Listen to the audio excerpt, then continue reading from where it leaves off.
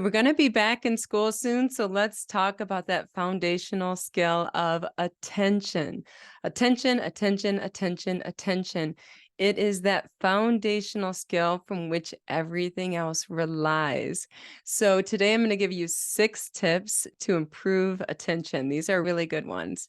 The first tip that I found to have the greatest impact on attention is task complexity. So what that means is if I'm working on speech, language, augmentative communication, what I do is I increase the complexity and the length of the target.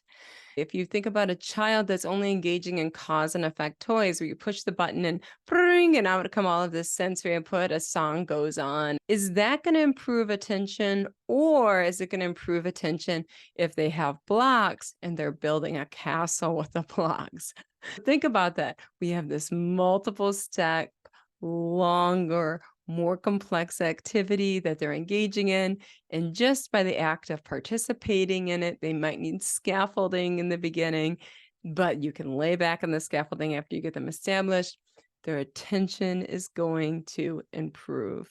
Yes, in the beginning, there's going to be some extra front loading in terms of the support it requires out of you for them to be guided through these more complex, longer treatment targets. However, it's going to pay off because these children are going to have improved attention as a result, and you're going to be able to lay back on the levels of support that they need as they become increasingly. So my number one strategy that really works is increasing the task complexity. So you can see this if you're on YouTube. This is the example of the speech target paragraph that I have. Often when we're working in speech sound disorders, you look at the research and like, you need 150 reps a session. Yes, if you have a simple target. So for instance, if you go to work out and you're working with 1 to 3 pound dumbbells, you're probably going to need 150 reps in order to make a difference in your health. However, if you have a 50, 20, 30, 50 pound dumbbell, then you're only going to need 10 reps. So the point is that the complexity, the quality matters as much as the quantity. And our research, when we compared having children say speech targets to improve articulation, phonological processes, if they were speech targets at the sentence level, or if I had my speech targets, which is what I recommend, at a paragraph level, the children who made the greatest gains in the speech had the paragraph. Now, when they did a paragraph, they had less frequency. So when they were doing the sentence, they were doing more reps because it was a sentence long.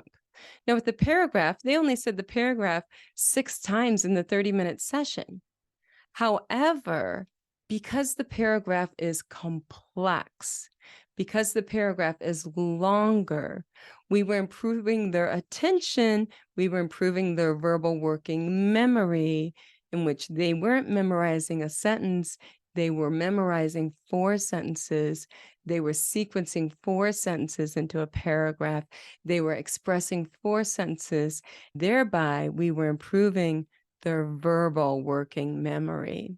Many of the children we work with that have speech sound disorders also have a language impairment. So about half of them have a concurrent language impairment as well. So what we're doing when we give them the paragraph is we're not only improving their speech, is we're improving their language. So what was interesting to me is that I thought in my prediction, okay, the children that have the paragraph are going to have better MLUs on average than the children with the sentence. Yes, that did pan out. But to my surprise, the children that had the paragraph had better speech scores on the single word speech test. They had more improvement on single word speech tests. And I believe that is because of improvement in verbal working memory. So they're better at saying multisyllabic words.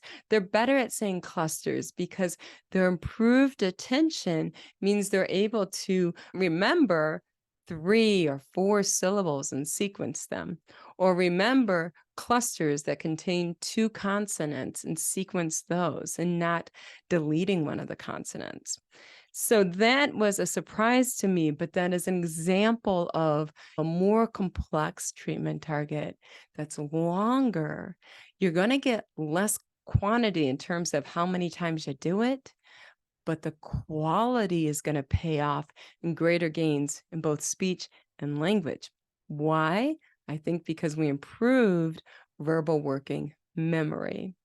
And we also improved attention by the simple fact that the child had to attend for a 4 sentence long treatment target. Let's look at the second strategy that I use that is very much evidence-based to increase children's attention. We want to increase the duration of the task. What I mean by that is increase the number of steps in the task. I have movement activities that children engage in. And that's because I work with preschoolers, and the research indicates that after 5 minutes, preschoolers need to move. And when they do move, that improves their attention so that they're able to better attend during the learning situation. What I might do is I might have the task be that the child is completing a 6-step process. Now, in completing that 6-step process, then the child is improving their attention because they're showing endurance and stamina in a longer, more complex task, and they're independently completing it. For instance, many of my children with autism, we start off very simple 3-step process. Okay, you pick a sticker out of the box, and then we get to read what the sticker is. Then you can take the object, and then you can walk over and stick the sticker on and throw the object in the box and come back and check it. And then later on, with success, I'm always going to keep those children at that 80% success rate. What I can do is, okay, we're going to pick up the sticker. Now we're going to find the object that matches the word on the sticker. Okay, now we're going to go cross the bridge over to the river rocks, and then we're going to sort the object out. We have a couple of boxes here. This box is where we put the animals that are water animals. There's water in there. And this box is a rainforest. We need to put them in their correct habitat. So then they're going to be sorting it.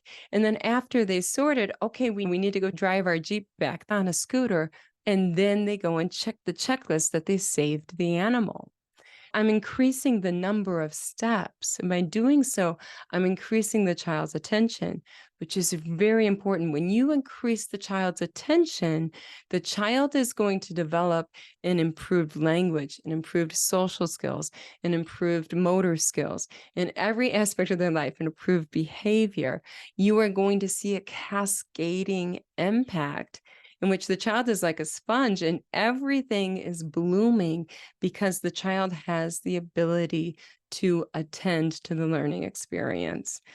So that is the second step I do, is I increase the number of steps within a task. Number 3, especially if you're working with children with attention deficit disorder or autism, incorporating what they love in some way into your activities, that's going to significantly improve their attention. So on my parent input form, I always ask, what are your child's favorite songs? What are your child's favorite movies? What are your child's favorite toys? What are your child's favorite books? What are your child's favorite songs? Use that information and put it into your therapy, and you're going to have improved attention. Now, that's super important because if the child is loving the learning experience, we know the dopamine levels are going to go up, and that the child's going to learn more quickly and they're going to remember what they learned. Let's look at number 4, incorporate movement. A moving child is a learning child. These children need to move. These preschoolers need to get away from the desk and chairs. Now, for the most part, I do have the children seated when they're doing their complex treatment target. I can consider that almost to be like a 100-pound dumbbell. I don't want someone going around with a 100-pound dumbbell at a gym, whacking it around all over the place and having bad form. I need all of their attention on their treatment target because I do use complex treatment targets. And if you know me, the reason I use complex treatment targets is because when you use a complex treatment target, you have a cascading impact in which the earlier developing targets will naturally, spontaneously develop. It doesn't work in the other direction. There isn't a geyser impact where you work on a simple treatment target and that improves the more complex ones. So I always go for complex treatment targets to achieve maximal gains when children are young and neuroplasticity is at a high level. I am here to be an agent of change, and that is one way you can do that is by providing every tool in your toolbox and using a complex treatment target so this child can be successful at an 80% accuracy rate. I do have the children seated when they're doing their complex treatment target so they can focus all of their attention, all of their cognitive capacity, everything, their motor skills. I want it all on that treatment target, everything 100% there. Then they're going to move. It's almost like high intensity interval training in which you go really hard doing burpees or jumping jacks and then you take a break. The break is really important because you're going to give 100% again. The more complex the target, the greater your gains, period. Now, this research is panning out, not only in speech sound disorders, in speech and language and in literacy. They're getting the greatest gains when they're working with more complex treatment targets. Let's look at the next one, number 5 out of the 6 tips. In having a self-monitoring component. In my therapy sessions, I have checklists. So when the child is finished with a task, they check that they've completed the task. That helps get the children through to the very end. Many of the children we work with have executive function difficulties. This might manifest in an ability to A, realize there's even a problem. B, they see there's a problem, they don't know how to make the plan for the problem. C, they don't know how to take action for it. Or D, they don't know how to complete it. Executive function difficulties can manifest in every one of these steps along the way. Having that checklist gets them through those steps. So what a lot of people do is they'll have a checklist for each of those steps. Step 1, what is the problem? Write that down. Okay, step 2, what is the plan? Step 3, what actions are you going to take? Step 4, how are you going to make sure that you complete these actions? How are you going to check this to completion and monitor this? Those are the 4 steps, and that is exactly what we go through in our movement activities. Let's look at the last one, number 6, increase the structure within the activity. If children don't know what the expectations are, children don't know what they're supposed to be doing, or children don't know what's next, they're going to be taking their attention and using it for that. They're going to be looking around like, what am I supposed to be doing? Where am I supposed to go? And a lot of them, that's quite anxiety producing as well. Not being clear on what the expectations are, what the routine is. So what we want to do is we want to have structure within the activity that is consistent. And when you have this consistent, familiar routine in which this is the beginning of a routine, this is the middle routine, this is our end of the routine, what happens is that frees the child's attentional capacity to focus on the treatment target, to focus on the interaction with you or with peers, to focus on the activity at hand. They're not spending all their time worried about what they're supposed to be doing, where they're supposed to be, what's next. That is already taken care of. And that really fosters feelings of the child feeling safe and secure, having that consistent routine that the child knows what the expectations are. They know what's next. They know that the when and how things are going to happen. And that frees them up to have higher level thinking because they're feeling safe, they're feeling secure. Then they're able to use their mind and have higher level thinking thoughts, having those basic needs met. So increasing the structure within the activity.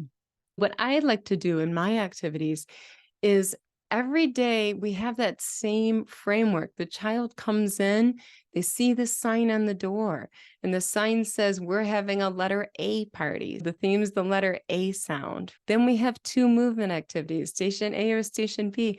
Which one do you want to pick? They pick which movement activity they want to do. Then they sit down.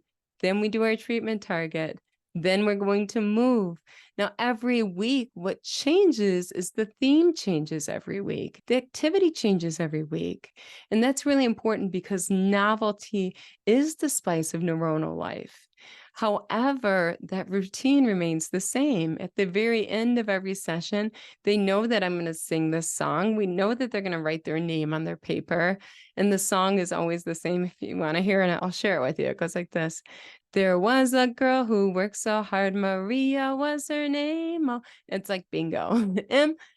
And I spell their name out while they are. That's the way we're always going to end the session. Then we go and they take their paper with them and they put it in their backpack. It's always that same routine. And what happens with the children knowing that routine is they feel safe.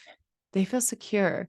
And you see more smiles, you see more enjoyment, you see more engagement. Their shoulders drop down 2 inches because they know what the expectations are. They feel safe and secure. So having that familiar structure within the activity is really great. This is something to think about right now before the school year of what is going to be the structure of my therapy sessions that I follow to a T. This is the therapy routine we do every single day. We are going to change the activity. We're going to change the theme. You're going to have this really wonderful, educationally rich learning activity every week that's going to change. But I'm not going to change the routine on you. You're going to know what we're doing first, next, then lastly. And these things are going to remain constant. Well, thank you so much for joining me today. I will see you next week, and take this information, roll up your sleeves, and make the world a better place, one child at a time. You are always going to be first.